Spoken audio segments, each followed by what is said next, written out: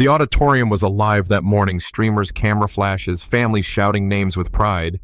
It was the kind of day you imagine your whole life, the day you finally walk across that stage.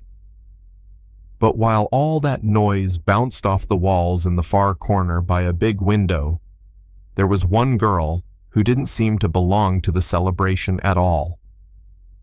Her name was Rachel Whitmore, 22 years old. Long golden hair falling across her face, her graduation cap tilted just enough to look forgotten. She sat perfectly still in her wheelchair, staring out the glass like she was somewhere else entirely. Everyone else was laughing, hugging, taking photos. Rachel looked like she was bracing herself to disappear. Now, across the room, a little boy noticed. Ethan. 8 years old, messy brown hair sticking up like he'd just rolled out of bed. He tugged on his dad's hand, his dad. Daniel Carter. A man whose rough palms told the story of years working in a machine shop. Dad, Ethan whispered, pointing. Why's that lady all by herself? Daniel followed his son's finger and his chest tightened. There she was, sitting alone, clutching a crumpled program in her lap, as if it was the only thing holding her together. He swallowed hard. He knew that kind of loneliness. He'd lived it. Maybe her family got lost in the crowd, buddy, he murmured, though deep down he doubted it. Ethan's small hand tugged harder. Can we say hi? She looks sad. Daniel hesitated.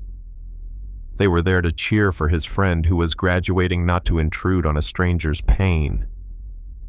But the truth was, Ethan's big heart had saved him more than once. So he nodded. Okay. But we'll be respectful.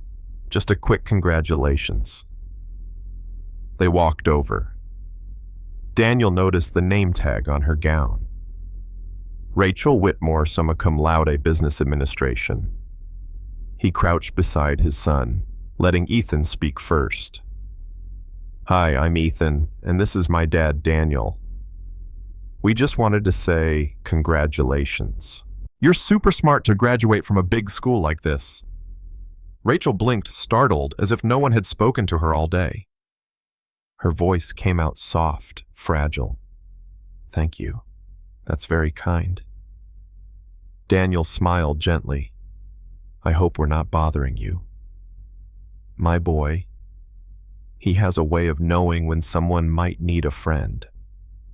Something flickered in her eyes. Surprise, maybe even hope. And for the first time, her lips curved into the smallest laugh when Ethan blurted, So are you like genius smart? Rachel let out a breath she didn't know she was holding. I don't know about genius, just stubborn. I finished my degree while learning to live with some challenges. Her hand brushed the armrest of her chair. Daniel caught the tremor in her voice. He recognized the pain of someone who'd been fighting battles nobody else could see. Minutes passed and still no one came for her. No friends, no family. So when Ethan asked bluntly, Are you waiting for somebody? Her composure cracked. My father's overseas, she said, eyes fixed on the floor. He couldn't make it. Daniel's chest burned. He thought of all the birthdays, school plays, scraped knees when it had just been him and Ethan. No mother, no partner, just the two of them against the world. He'd told himself 100 times they weren't enough. But at least Ethan always had him. This girl, she had nobody. So he made a decision. Every graduate deserves a picture. If you'd like, I could take one for you. Rachel blinked. Oh. You don't have to. Dad's really good at pictures, Ethan cut in. He takes lots of me because my mom can't. The innocence of that statement landed heavy. Clara Daniels' late wife had died bringing Ethan into the world. The boy didn't carry grief, just the matter-of-fact absence of someone he'd never known. But Daniel carried it every day. And when Rachel's eyes softened with understanding, Daniel knew she felt that ache too. So he pulled out his old phone, crouched low, found the right angle. Rachel straightened, adjusted her cap, and just for a moment smiled. A real smile. When Ethan hugged her unasked, telling her, "You're really brave," she broke. Tears slipped down her cheeks. Not sadness, but something closer to relief. Daniel couldn't just leave her alone again. "Listen, I know this is sudden, but there's a little ice cream shop nearby. We were headed there anyway. Would you like to join us?" Rachel hesitated, clearly, wrestling with the safety of isolation versus the risk of hope. Ethan added the final push. "Please. Dad never buys ice cream, but today's special." Rachel laughed softly, then whispered, "All right, but it's on me." That little shop was nothing fancy, mismatched chairs, faded photos on the wall. But Rachel, away from the heavy auditorium, seemed lighter.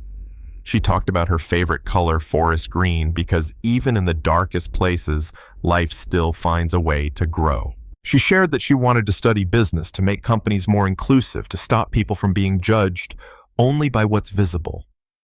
Daniel found himself opening up too. He told her about factory shifts, night feedings, the way he sometimes still felt like he was failing as a father. She listened without judgment, and when she spoke, she made him believe maybe he wasn't failing at all. Weeks passed. Calls, texts, pictures, back and forth. Ethan, of course, made her part of their lives, instantly drawing her crayon pictures, demanding she join video calls. He even asked if she'd come to his school's father-son picnic. Daniel worried it would be awkward. But Rachel, she said yes. That Saturday, under warm sunlight, Ethan ran around introducing her. "This is my friend Rachel. She's super smart. She graduated from the big school." She answered the kids' blunt questions with patience and humor, even letting them try her wheelchair. Watching her laugh with those children, Daniel's heart clenched.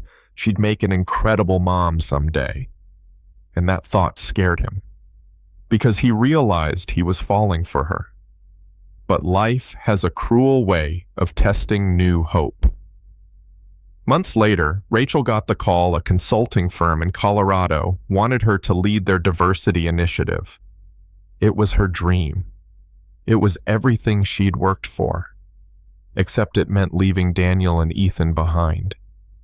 She told him over the phone, voice trembling, "What if it's not my dream anymore? What if my dream is us?" Daniel's throat tightened. "Rachel, you can't give up everything you've worked for because of me. Because of us." Her voice cracked raw and defiant. "What if love is worth more than a job that leaves me successful, but alone?" For the first time since his wife died, Daniel let himself believe in that word again. Love. In the end, Rachel fought for both, negotiated to work remotely, traveling occasionally. She chose them not instead of her dream, but alongside it. 1 year later, Daniel stood on a different stage. His name was called. Ethan leapt from the front row shouting, "That's my dad!" And beside him, Rachel wiped tears from her eyes, an engagement ring glinting on her finger, a ring that had once belonged to Daniel's grandmother. He had proposed simply, "I don't have much to give, but I can promise love, laughter, and a lifetime of adventures with the most amazing kid in the world. Will you marry us?" She said yes. As cameras flashed, as cheers filled the room, Daniel realized what had started as a single act of kindness. A father and son, refusing to let a young woman sit invisible on her graduation day, had rewritten all their lives. Ethan summed it up best on the walk to the car. "Dad, you always said school is important. But I think kindness is more important, because if we weren't kind that day, we wouldn't be a family now. Rachel ruffled his hair, slipped her hand into Daniel's, and whispered, "Sometimes the best lessons aren't learned in classrooms." And maybe she was right. Maybe the families we build, the ones born from compassion instead of blood, are the truest kind. But let me leave you with this. What would you have done that day? Walked past the girl in the wheelchair, told yourself it wasn't your business? Or would you have sat down beside her, risking awkwardness, and changed 3 lives forever? Drop your thoughts in the comments. Do we owe kindness to strangers, even when the world tells us to mind our own business? Or is compassion the only real diploma worth earning? Because in the end, one small choice to walk over instead of walking away can write the first chapter of the rest of your life.